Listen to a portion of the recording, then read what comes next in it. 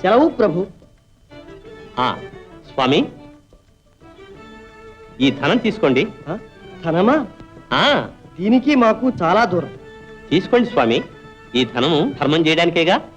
సరే, మీరు ఇస్తున్నారు గనక మేము పుచ్చుకుంటున్నాం. మీరు తీసుకుంటారనే మేము ఇస్తున్నాం. మీ మేలు మర్చిపోలేము. ఎవరు మేలు కోరి వారు దానాలు చేస్తూ ఉంటారు. ఇందులో మీకు దక్కేది ఏమీ ఉండదులేండి. అంతా పంచి పెడితే సంచులు మిగులుతాయి.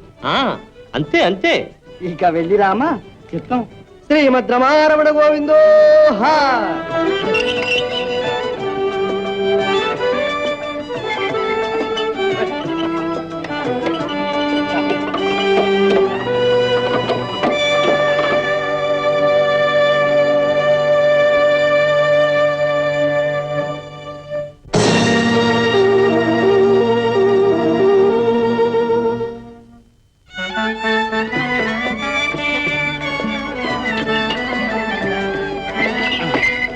అన్నట్టు బావా, నేను అబద్ధాలు ఆడితే నన్ను బటు తంతావే, మరి నువ్వు రాజుగారి దగ్గర ఎందుకు అబద్ధాలు ఆడా?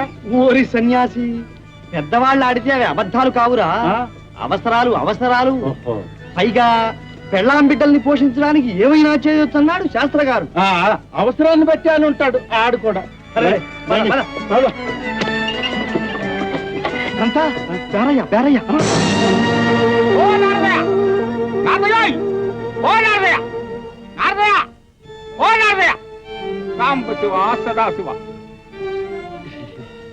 ఆ మహారాజు గారు ఈగనే అంతకన్నా మహారాజు నా డబ్బు నాకు ఇచ్చేయకుండా దాటిపోవడం నాయనా అంట.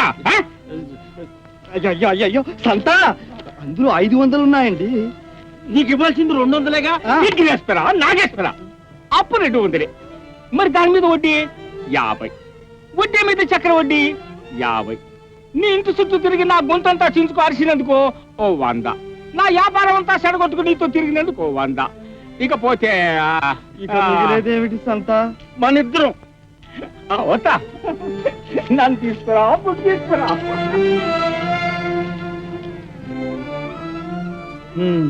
పోని రుణబాధ లాంటి రుణబాధ తీరిపోయింది. ఎందుకే కాబోలు కుబేరుడు లాంటి ప్రాణ స్నేహితుడున్నా పరమశివుడు అప్పడకుండా భిక్షమెత్తుకు బ్రతికాడు. పద పద, ఎవరూ ఎత్తుకుపోకముందే ఈ తిరుబండారాలు ఇంటికి చేరుద్దాం.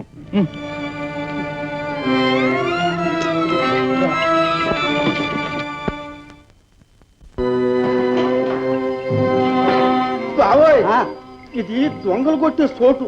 మనం చాలా జాగ్రత్తగా ఉండాలి. ఓరి మందమతి, ఈ సంగతి ముందే ఎందుకు చెప్పలేదురా? ఈ తిరుబండారాలు కూడా పోతే ఇక మనకు మిగిలేదే ఉందిరా. ఏమో, నీ ముఖం చూస్తే నాకు అనుమానంగానే ఉంది. భయం లేదు, భయం లేదు. గజ దొంగ అయిన ప్రాచేతసుల్ని వాల్మీకి మహర్షిగా మార్చిన మహాజ్ఞానిని. మనకే దొంగల భయం ఉండదు. పద.